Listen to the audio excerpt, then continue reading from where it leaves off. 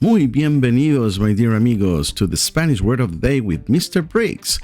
La palabra de hoy, today's word is trustworthy in Spanish. How do we say trustworthy in Spanish? We're just about to learn. But before we watch it, click the red button and subscribe. I upload videos daily. Ok, comencemos. 1, 2, 3. Confiable. That means trustworthy. Confiable. Repeat after me. Confiable. Confiable. Like this mechanic here.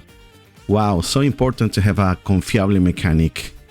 I have a good confiable mechanic. If you want to say I'm trustworthy, you would say yo soy confiable. Yo soy confiable. Repite después de mí. Repeat after me. Yo soy confiable.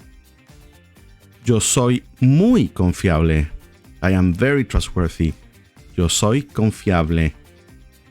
He is trustworthy. Él es confiable. Él es confiable. One more time. Repeat after me. Él es, he is, confiable.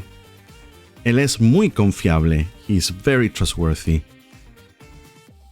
Siguiente ejemplo, next example. Ella es confiable. She is trustworthy, like a mother. She is very trustworthy. Ella es muy confiable. Ella es muy confiable. Muy bien. It's time for us to review how we use this word in the past tense, using the past tense. So we're going to use the word confiable. He was trustworthy.